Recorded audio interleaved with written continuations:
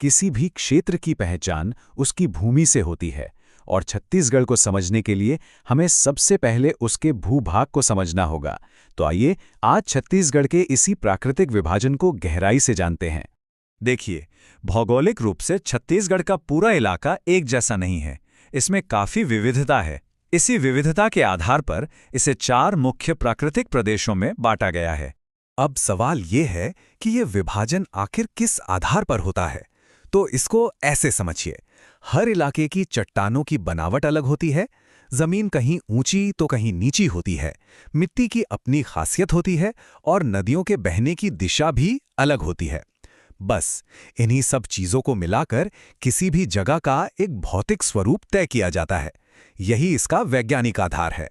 तो चलिए अब छत्तीसगढ़ के इन्हीं 4 प्राकृतिक प्रदेशों पर एक नजर डालते हैं। ये सब मिलकर ही इस राज्य की पूरी भौगोलिक तस्वीर को पूरा करते हैं। इस चार्ट से एक नज़र में ही पूरी कहानी साफ हो जाती है। जैसा कि हम देख सकते हैं, महानदी बेसिन ये राज्य के आधे से भी ज्यादा हिस्से में फैला हुआ है और यही इसे छत्तीसगढ़ की कृषि और अर्थव्यवस्था की जीवन रेखा बनाता है। वहीं दूसरी तरफ जशपुर सामरी पाट प्रदेश सबसे छोटा हिस्सा है, पर यह सिर्फ आंकड़े भर नहीं है।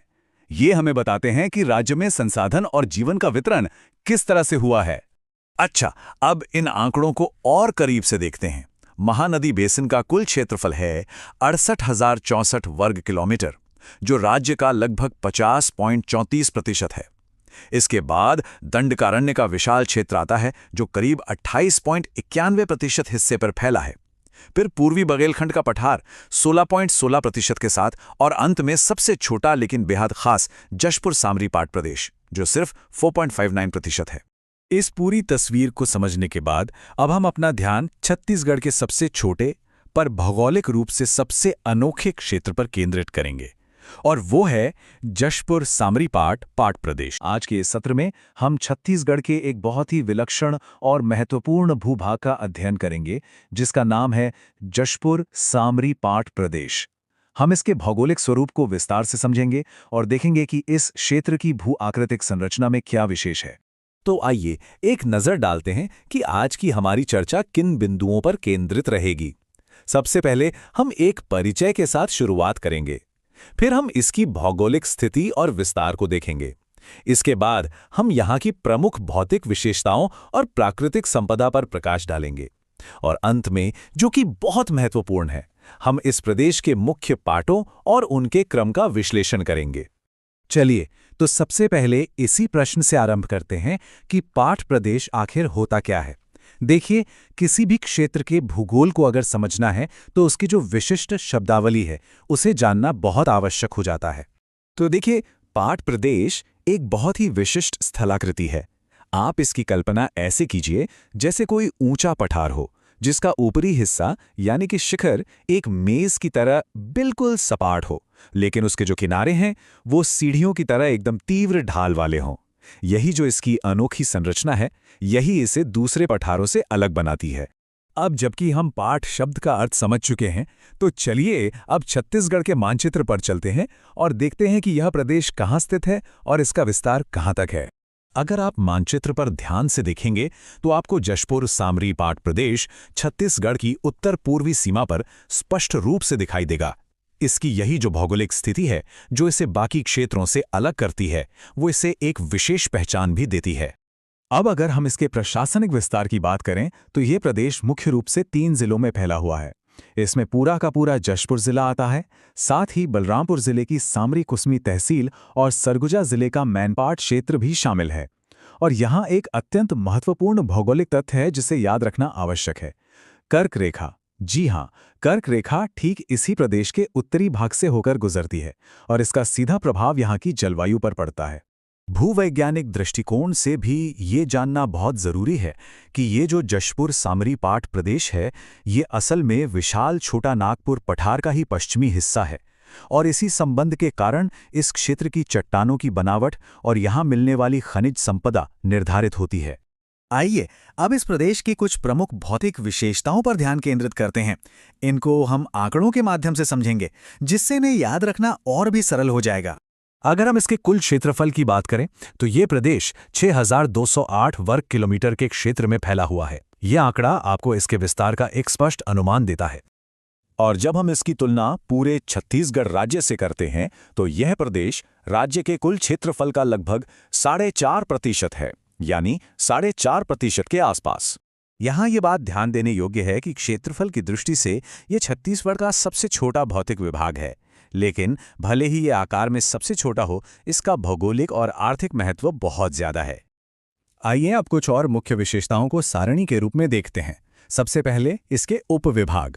इस प्रदेश को 3 मुख्य उपविभागों में बांटा जाता है: सांवरी पाट, जशपुर पाट और मैन पाट। दूसरी महत्वपूर्ण बात है इसका ढाल।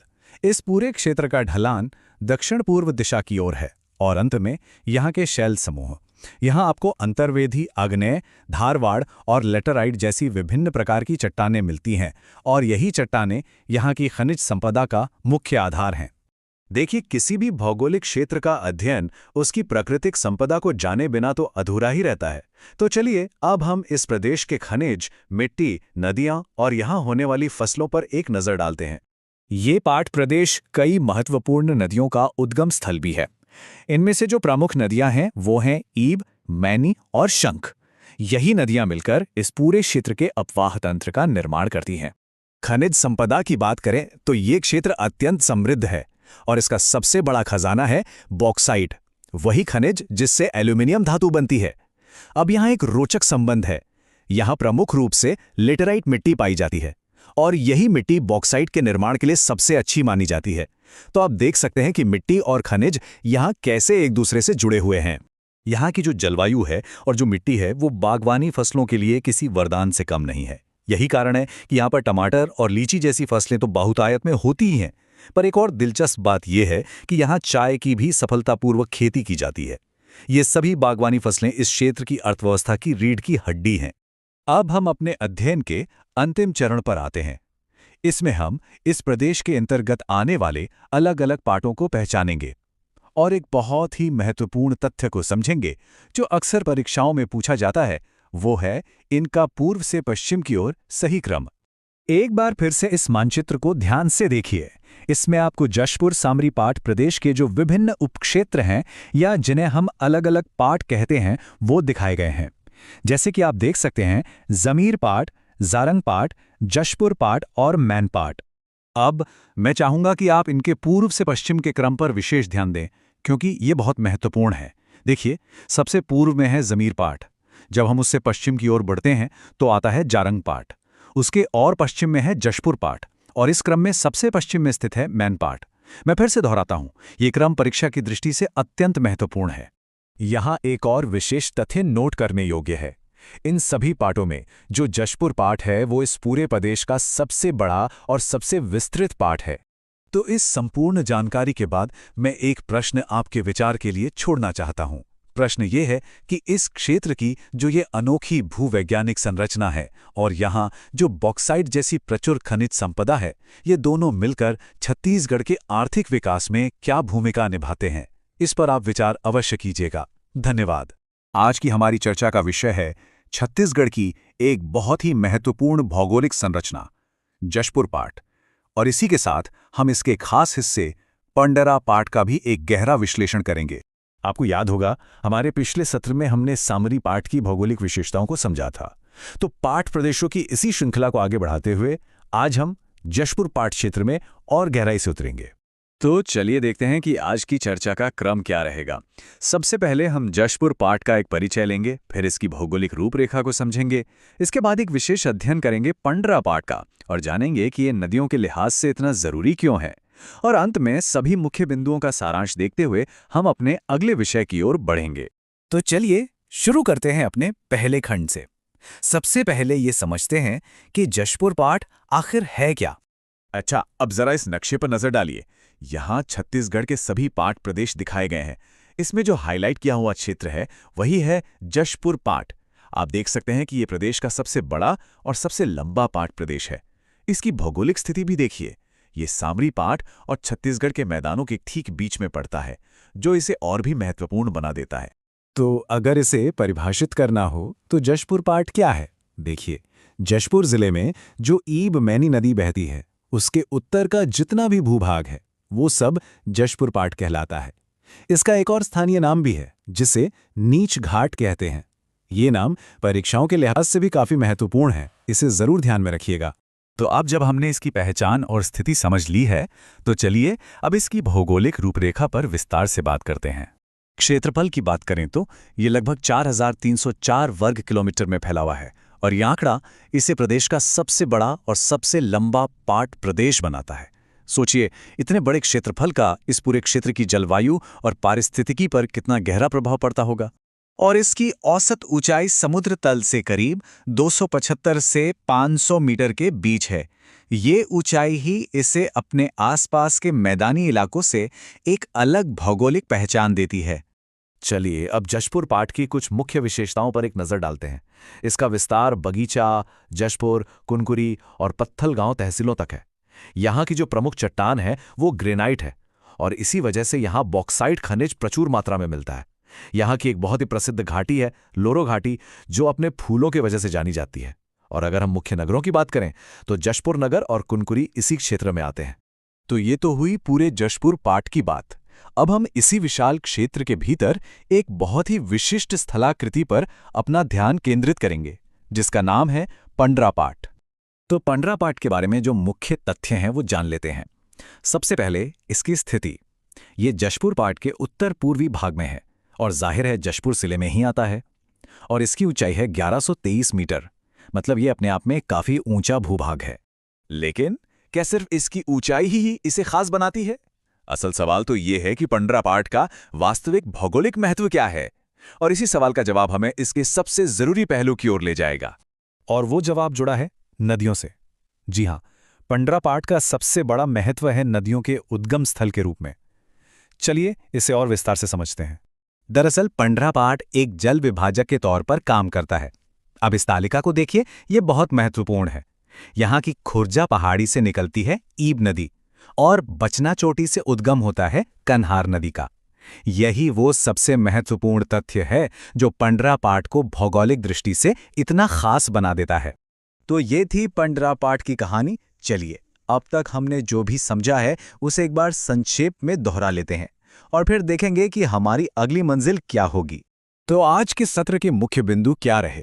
पहला, जशपुर पाट प्रदेश का सबसे बड़ा पाट क्षेत्र है जिसे नीच घाट भी कहा जाता है। दूसरा, ये मूल रूप से ग्रेनाइट चट्टानों का एक विशाल पठार है जहां बॉक्साइट भरपूर मात्रा में मिलता है। तीसरा, इसी के भीतर पंडरा पाट नाम की एक ऊंची स्थलाकृति है। और चौथा और सबसे महत्वपूर्ण बिंदु, पंडरा पाट ही वो जगह है जहां से ईब और कन्हार इन दो प्रमुख नदियों का उद्गम होता है। तो हमने जशपुर पाट को तो विस्तार से समझ लिया है, लेकिन जैसा मैंने कहा, पाट प्रदेशों की ये श्रृंखला अभी जारी है। अगले सत्र में हम एक और बेहद दिलचस्प जगह की यात्रा करेंगे, मैनपाट की, और ये भी जानेंगे कि आखिर इसे छत्तीसगढ़ का शिमला क्यों कहा जाता है। तो अगले सत्र में हमारे साथ अवश्य जुड़ें। आज हम एक ऐसी जगह की बात करने वाले हैं जिसे भारत के दिल में बसा एक छोटा तिब्बत कहा जाता है। जी हां, हम बात कर रहे हैं छत्तीसगढ़ के मैनपाट की, जहां प्रकृति, संस्कृति और इतिहास का एक अद्भुत संगम देखने को मिलता है। देखिए, पिछली बार हमने जशपुर पाट के बारे में जाना था। अब छत्तीसगढ़ के पाट क्षेत्रों की अपनी इस सीरीज को आगे बढ़ाते हुए आज हम मैनपाट की दुनिया में गहराई से उतरेंगे। चलिए देखते हैं कि इस जगह में ऐसा क्या है जो इसे इतना खास बनाता है। तो आज के इस सफर में हम क्या क्या जानने वाले हैं? सबसे पहले मैनपाट का एक छोटा सा परिचय लेंगे, फिर इसकी भौगोलिक संरचना को समझेंगे, उसके बाद इसकी जो अनोखी सांस्कृतिक पहचान है उस पर बात करेंगे, और हाँ, यहाँ के खूबसूरत टूरिस्ट स्पॉट्स को कैसे भूल सकते हैं। आखिर में सब कुछ समेटते हुए एक निष्कर्ष निकालेंगे। तो चलिए शुरू करते हैं पहले हिस्से से, मैनपाट का एक परिचय। आखिर ये है कहाँ? तो देखिए, ये खूबसूरत पठार सरगुजा जिले में है और इसका फैलाव दक्षिण अंबिकापुर, सीतापुर से लेकर धरमजयगढ़ तहसील के कुछ हिस्सों तक है।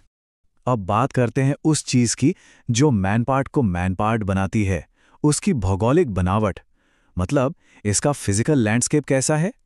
ये जानना बहुत दिलचस्प है कि कैसे नदियां और पहाड़ियां इसकी सीमाओं को आकार देती हैं। ये जो नक्शा आप देख रहे हैं, ये मैनपाट के भूगोल को समझने की एक तरह से कुंजी है। आप देख सकते हैं कि कैसे नदियां और पहाड़ियां इसे चारों तरफ से घेरे हुए हैं। ये सिर्फ सीमाएं नहीं हैं, ये इस इलाके की लाइफलाइन है। इसकी बाउंड्रीज को देखें तो ऐसा लगता है जैसे प्रकृति ने खुद इसे तराशा है। पूर्व में है माण नदी, पश्चिम में रेहर नदी, उत्तर की तरफ रिहंद की एक सहायक नदी है घुनघुटा, और दक्षिण में उदयपुर की खूबसूरत पहाड़ियां। मतलब चारों तरफ से एक प्राकृतिक किले जैसा। और इसकी ऊंचाई समुद्र तल से लगभग 1152 मीटर। इसी ऊंचाई की वजह से यहाँ का मौसम इतना शानदार रहता है, एकदम ठंडा और खुशनुमा। तभी तो इसे छत्तीसगढ़ का शिमला भी कहते हैं। खूबसूरती तो है ही, पर मानपाट जमीन के नीचे भी खजाना छिपाए हुए है। यहाँ की जो लैटराइट मिट्टी है ना, वो बॉक्साइट से भरपूर है, और बॉक्साइट वही जिससे एल्यूमिनियम बनता है। तो ये एक बहुत ही जरूरी मिनरल रिसोर्स है। और ये बॉक्साइट सिर्फ जमीन में पड़ा नहीं रहता, इसका सीधा कनेक्शन है देश के बड़े उद्योगों से। जो बाल्को प्लांट है, उसे बॉक्साइट की सप्लाई यही मैनपाट से होती है। तो सोचिए आर्थिक रूप से ये जगह कितनी महत्वपूर्ण है। अच्छा, भूगोल और खनिजों की बात तो हो गई, पर मैनपाट की असली जान, उसकी आत्मा बसती है इसकी संस्कृति में। यहाँ लोकल कल्चर और तिब्बती विरासत का एक ऐसा अनोखा मेल देखने को मिलता है जो आपको शायद ही कहीं और मिलेगा। मैनपाट के ना दो चेहरे हैं, दो पहचानें। एक तरफ इसके ठंडे मौसम की वजह से लोग इसे प्यार से छत्तीसगढ़ का शिमला बुलाते हैं, और दूसरी तरफ यहाँ की जीवंत तिब्बती संस्कृति की वजह से इसे छत्तीसगढ़ का तिब्बत होने का गौरव भी हासिल है। तो ये तिब्बत वाला कनेक्शन आया कहाँ से? इसकी कहानी जुड़ी है साल 1962 से। उस वक्त जब तिब्बती शरणार्थी भारत आए तो उन्हें मैनपाट में बसाया गया, और वो अपने साथ सिर्फ अपना सामान नहीं, बल्कि अपनी पूरी संस्कृति, अपनी परंपराएं और शांति का पैगाम लेकर आए, जिसने इस जगह की पहचान ही बदल दी। और उसी ऐतिहासिक कदम का नतीजा है कि आज मैनपाट सिर्फ एक जगह नहीं, बल्कि पूरे सेंट्रल इंडिया में तिब्बती कल्चर और बौद्ध धर्म का एक बहुत बड़ा और जीवंत केंद्र बन चुका है। चलिए अब संस्कृति से थोड़ा आगे बढ़ते हैं और बात करते हैं उन लोगों की जिन्हें प्रकृति से प्यार है। उनके लिए तो मैनपाट किसी जन्नत से कम नहीं। आइए यहाँ की कुछ मशहूर टूरिस्ट स्पॉट्स की सैर करते हैं। मैनपाट मतलब झरनों का घर। यहाँ एक से बढ़कर एक झरने हैं, जैसे मछली पॉइंट या फिश पॉइंट जो एक पहाड़ी नाले पर बना है। फिर है मेहता पॉइंट, ये सरगुजा और रायगढ़ का बॉर्डर बनाता है। देवप्रभा झरना है, और हाँ, इको पॉइंट जहाँ आपकी आवाज़ गूंजती है। हर जगह का अपना अलग ही मजा है। झरनों के शोर से दूर मैनपाट के अंदर गहरे राज भी छिपे हैं। इसकी गुफाओं में बंदरकोट, रामगढ़, भालूमाड़ा, झील गुफा, ये नाम ही अपने आप में एक एडवेंचर की कहानी कहते हैं। जो लोग कुछ नया खोजना चाहते हैं, उनके लिए ये जगहें एकदम परफेक्ट हैं। और अगर आपको खुली वादियां पसंद हैं, तो कटनई, करसन, सकरिया जैसी घाटियां आपका मन मोह लेंगी। और हाँ, एडवेंचर के शौकीनों के लिए भी यहाँ बहुत कुछ है। पपोटिया और मालतीपुरी जैसे एडवेंचर जोन खास तौर पर बनाए गए हैं। तो ये था मैनपाट का एक छोटा सा सफ़र। हमने इसके भूगोल को देखा, इसकी संस्कृति को समझा और इसके पर्यटन स्थलों को भी जाना। चलिए अब फटाफट एक बार उन खास बातों को दोहरा लेते हैं जो मैनपाट को मैनपाट बनाती हैं। तो मैनपाट के बारे में क्या क्या याद रखना है? पहली बात, ये मांड नदी का उद्गम स्थल है। दूसरी, यहाँ बॉक्साइट का बड़ा भंडार है जो बाल्को को जाता है। तीसरी और सबसे अहम बात, 1962 से ये तिब्बती संस्कृति का एक बड़ा केंद्र है। और चौथी, ये कमाल का नेचुरल टूरिस्ट डेस्टिनेशन है जो मांड, रेहर और घुनघुटा नदियों से घिरा है। मैनपाट की कहानी तो वाकई दिलचस्प है, लेकिन पाट प्रदेशों की हमारी ये यात्रा अभी खत्म नहीं हुई है। अब सवाल ये है कि इसके ठीक बगल में जो सामरी पाट है, वहां कौन से रहस्य छुपे हैं, उसकी भौगोलिक बनावट में क्या खास है, ये सब जानेंगे हम अपने अगले पड़ाव में। तो बने रहिएगा।